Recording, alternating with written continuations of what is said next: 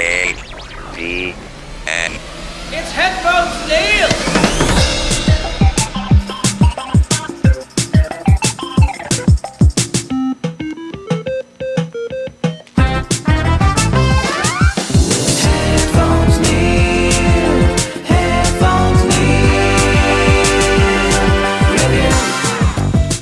What's up, everybody, and welcome back to Headphones Neil Reviews. And if you're a new listener, welcome to Headphones Neil Reviews. I'm your host, as always, Headphones Neil, with not necessarily a catch-up episode, but more of a repracticing refresh episode as we jump into the 2025 set of reviews and stuff like that. So for this review, I kind of wanted to just do a quick review episode of two movies that are kind of films that I enjoy. One of them was generally worse reviewed, while the other one was very well reviewed. So I wanted to go back and do a comparison review to see kind of what the differences were between the films and see if the timing was a difference, production was an issue, and things like that. So it's kind of like, well, does my memory of it hold up versus what the public perception was, and do they hold up now? And then I'll round out the episode with a couple of updates for upcoming content. One has started, while the other one will be starting soon. So with that being said, this episode is my review of comparing 1995's Mortal Kombat versus 1993's Street Fighter. So, in my memory and over the course of time, Street Fighter has generally gotten the worst rap of being the worst of the two video game to film adaptations. Definitely not at the level of the Super Mario Brothers movie, but between Street Fighter and Mortal Kombat, Street Fighter has had the worst reputation, or the reputation of being the worst film, while Mortal Kombat has been generally held up as the better of the two films. At this point, neither generally hold up, but when you go back and look at both films, especially if you rewatch them now, for me, Mortal Kombat having that 2-year advantage over Street Fighter gave them, to me, a good time to look back, see what Street Fighter did, and say, we're not going to do that, so let's do two notable things, which are the two things that kind of hold up as not being as good. Or one of them actually I thought was okay, but the other was not so good. So for me, the story in Street Fighter was generally okay. I didn't mind that whole thing of, okay, you have all the fighters from around the world, they introduce each one very well, and they transition them into what we see them as in the video game. So between Guile, Ryu and Ken, Chun-Li, Sagat, Bison, and now I'm drawing a blank on the boxer guy, Balrog, E Honda, and all of them. So you have all the characters from the Street Fighter 2 video game, and then they build a story around it to find out how each one of them meet. And overall, I don't have a major problem with any of that. The problem for me comes in that when you're watching the film, sure, they try to base it in reality as much as possible, but then when you get to the end of the film, you have, the big arcade style joystick thing that Bison uses to control the mines in the river, and then you have his electroshock suit, which I still think is pretty awesome as far as his ability to plan for, in case he ever loses a fight. And then so he has that thing. He has the ability to fly around with his floating shoes, and then his little control pod thingy flies around. So by that point, you're getting into sci-fi. But they took out most of the elements of the film that you would expect from the video game to be translated over. So things like you do have Guile doing his, I'm going to call it not a roundhouse kick, but the vertical circular kick thing that he does. But no special effects there. And then, his clap, his sonic boom, which I'm not sure how they would translate that, but the rest of his moves I actually thought were okay. So not having the flash thing for his kick was okay. But the problem I have is whenever they were doing it, they zoomed in super close when they did it, and it's like, well, we want to see him doing that move, so that kind of sucked. Same thing with E Honda's hand slap move that he does from the video game. When they did it, and it's something that I don't think I ever remember seeing before, is that they actually did that move, but they did it super close up, so it's like that was something we would want to see done. And then his flying across the screen move, they actually translated that well enough when he came through the screen to attack Zangief, so I thought that was a pretty cool move. And then as far as and then for Vega, I don't remember too much of his animations in the video game, but I thought he was okay. There was not much to translate there, so it worked out fine. But then and the same thing for like Balrog. He's a boxer, so they had a few boxing moves in there, so it worked out okay. Zangief is kind of the same thing. He's kind of like an evil Balrog, so that was alright. But then as far as the people who weren't translated well were the characters that some of the major characters. So with Chun-Li, we see her kind of do her rapid kick thing, but then not really. So if they could do the Guile spin kick, they could have her do the kick, or at least do a speed up film or something, and then even her flying roundhouse kick, same thing with like Ken's roundhouse kick. I think they had him do the roundhouse kick on the ground, but it's one of those things where they could have done a wireframe thing where they spun him around in the air for both of them to do that. They had him do his uppercut. I forget what the move is called, but they had him do the uppercut thing, but standing still, and it actually looked pretty lame. So it's like, all right, guys, this is one of those things where it sounded like they were trying to ground it in reality, but they went a little bit too far. And then even with the Hadouken that Ryu does later in the film, they have him do the arm movement and the guy flies back, but it feels like they did the move and forgot to put in the special effects. So for me, it's like those three characters got the short shrift of having their special moves show up, because all the budget went into the end of the film with Bison's suit, his flying shoes, because all of the stuff with Bison was actually pretty awesome, because they had him flying around and flying forward, beating the guys and all the UN workers and all of that. But the two characters that actually got the worst off of everything were Dhalsim and Blanca, because with Blanca, it's like, okay, they made him the super strong character, but no electricity, which how are they going to show the electricity? So if everyone else had their special effects, it kind of would have worked out. I kind of leave it as a don't like really show him like running off, and I guess they tried to show like, well, he was created using they had the electricity in the machines on the side, but that was more of a side effect of what Dhalsim did. So it's like, all right, that's kind of a weird like pseudo reference to have that, but then they should have made it where Dhalsim threw the bad guy into the machines and have him get electrocuted with all electricity and do it that way.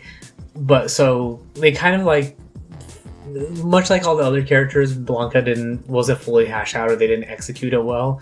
And then with Dhalsim, they kind of had him get into the character at the end to take care of Blanca, but they didn't have him do the stretching arms, the fire, the floating and yoga meditation, or anything like that, which I guess they tried to portray in the form of things like the Martin Luther King "I Have a Dream" speech, but he was probably the most least executed character in all of the films. So with all that being said, Mortal Kombat actually went more in the opposite direction, where they said, okay, well, we know we don't have much of a story to cover, so what we're gonna do is instead we're gonna have a little bit of a story. We're gonna figure out how to get all these fighters over here to the island and fight each other. We're gonna have a distinct line of good guys and bad guys, and we're gonna have them get into fights straight up. No other story, no other major things to worry about. We're gonna create a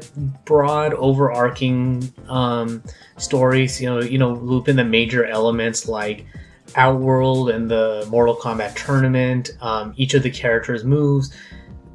Give them a little bit of motivation for what they're all about, but have the good guys versus the bad guys, and take it from there. So by the time we get to all the different fights, you have Sonya Blade and her various kicks and moves and her handstand flipping Kano over the shoulders, which I didn't have too much about her, kiss of poison or whatever it is, but I didn't really miss it either in the grand scheme of things, so it was alright. They made her have decent enough fighting moves. With Liu Kang, they gave him a decent enough backstory as far as being a descendant of Kung Lao, and getting him to do the bicycle kick was a good move. Having him with the fireball was a good move, where with the bicycle kick, it was kind of annoying that they had to do a super zoomed in, but it's one of those things where they did that and they had it long enough where you could see that that's what they were doing, and they did a kind of point of view shot, which made it work out a little bit better because, there's probably a lot of wireframe effects going on, but they're like, well, we can't hide the wireframes. Or if we do a wide shot, then we're gonna see all the wires, and we can't hide it very well, and it's gonna look bad. So let's do a point of view shot so we can hide as much as possible, but still relay the effect that we're trying to go for, even if he's sitting on a chair doing the bicycle kick. And then having another person do the motions of pretending to be kicked, it works out, which they made up for at the end of the film when they have him doing the little fireball thing with Shang Tsung. That was a more panned out, zoomed out shot, so it worked out well. So that was good. And then as far as like Johnny Cage goes, I think his only major thing was the splits, doing the uppercut punch, which they showed well. It doesn't require much special effects, so that worked out. And then doing his fast forward run kick thingy against Scorpion was super well done. So even an effect like that would have worked for Guile's spinning kick thingy. So it feels like the Mortal Kombat directors and producer like, well, the Guile thing was cool, but you want to make it look like it's actually having some sort of effect. So let's actually show that fast forward motion, and they did it. So it's like, okay, cool. And then with Liu Kang, same thing with the bicycle kick. They're like, well, with Ryu and Ken, they didn't do anything to make it seem like it was an impactful punch or kick, so let's make it an actual impactful punch and kick. So let's do the bicycle kick and actually show someone being hit by it. So that worked out nicely. The whole thing with Sub-Zero and the freezing people, that was a cool thing. They're like, we definitely have to show this. You can't just have a blue spear coming out, have him throw a blue spear and let people guess that it's a thing of ice, so they put the special effects in there. Same thing with Scorpion and the lizard in his hand saying, get over here or come here and all that. They're like, no, we're going to show all this. Let's show this because what they did in Street Fighter didn't work. That was super lame. They did the actions without the CGI or anything.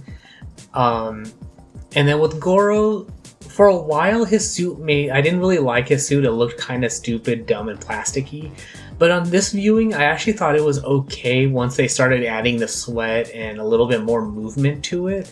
It still felt a little rubbery and plasticky, but once he was moving around and fighting in reaction shots and stuff, it was okay. I mean, it's good enough for the time. It didn't age as badly as I thought. It's not great still, don't get me wrong, but it wasn't as bad as I thought. So, so that's really the bulk of it. I mean, the main negative for the film, which it's more of the abilities of the time than a negative, is that the CGI still definitely doesn't hold up. So when you have Shang Tsung stealing souls, the reptile animation, when Shang Tsung tells him to keep the fighters away from Princess Katana, I thought all of that it looks crappy now in retrospect, 30 years later. But for the time, it was okay. I mean, it's the best they could do, and they've progressed a lot. So, like when you watch the latest Mortal Kombat film, you can see the progress that they've made. So, it's one of those things where, yes, it looks dumb now, but at the time, it was the best they could do. And if you keep it in that context, it's not going to be as bad. So, I can't really give away too many points for that. So, in the scheme of things now, 30 years later, I still give more points to Mortal Kombat than Street Fighter. I don't think and like I said, I don't think Street Fighter was a terrible film. It's just it feels like someone forgot to put in all the special effects and all the special moves, and they're like, okay, this is good enough, let's do it. But then I kind of also remember a bunch of production issues as well, so that greatly contributes to all of that. So if they ever do remake the Street Fighter film or make a new one, I think the biggest thing is to have all those special effects and special moves in there and make a good movie. And they could really just do the exact same film, bring in the characters that they can if they're still, that they're able to. So I mean, even Jean-Claude Van Damme and Ming-Na Wen can be in there. Raul Julia unfortunately cannot, but they could bring in Chris Hemsworth or one of the Hemsworth brothers. I want to say the one who played I guess whoever was in the Furiosa movie, I wanted to bring him in and have him be Bison. He'd be great in that role. And I'll say, just bring in all the different characters, do the same film, but make sure you put in their special moves and abilities with the special effects to tie it all together and make a good film out of it. So hopefully they do, but we shall see. So that went a little bit longer than I expected, but that's kind of what I want to do for this start of the 2025 year of or 2025 set of reviews for Headphones Neil Reviews. So if you liked this review and want more comparison reviews for things like this, so if you have two movies that are that can be compared and reviewed, I'm definitely happy to either put it in a regular episode or do special one-offs to compare them. So with that being said, the regular set of reviews is going to start back up next week around January 10th. I'm going to keep to that usual schedule of releasing around Friday and Saturday for everything. Depending on how the new work schedule goes, it might end up going back to how I used to do it all on the weekends. So I'll keep you guys posted for that, but that's the current plan is patrons get the episode on Friday and the public version of the episode goes out on Saturday. So with that being said, as of this recording, I have put out the initial introductory post for my YouTube series, KWLP or KLWP for beginners, or custom live wallpaper for beginners. It's a home screen creation app for Android that lets you put together a bunch of elements to create a custom wallpaper that updates based on the elements you pick. So I did the introductory video with the setup instructions to get started, and I'm currently planning on doing a release of those reviews around once a week or so, around Thursday, but I don't currently have a set schedule for that. It's going to be, broadly speaking, is going to be as I get them recorded and uploaded, but I'm currently planning on doing that once a week. But we'll see. I don't really have a set schedule, so the introductory video is up now. I'm getting ready for the initial review for that first actual episode for that. So in the show notes, I'll have the link to the playlist so you guys can check that out now. It's available on the YouTube channel at youtube.com/PatelN01. As far as the first gameplay of the year, I started playing Grand Theft Auto San Andreas. This is going to be, as usual, an Android gameplay. It is available via the Google Play Store. I think it was like $6.99 for the just the game. There's also the Definitive Edition and the Netflix version. So if you can't afford to pay for the game directly through the Google Play, but you have a Netflix account, you can play the game via Netflix games. The thing I saw was that it does look like it's an older version of the game, potentially, based on the version numbers, but I don't know if that's like a Netflix version number versus the Rockstar Games version. So I was going to play the Netflix version, but then I'm like, well, I don't know if it's an older version, so let me play the actual Rockstar version. I'm going to go off of that. So with that being said, the gameplay playlist is already up, so I'll have that link in the show notes. And coming this Sunday, January 5th, I'll start putting the gameplay videos up as I play them. It does look like they're mission based kind of, but each mission has a different length. So I'm kind of more just playing the game for, depending on how, if I finish a mission quickly and easily, then I'll do another one and just play for a while and keep going like that.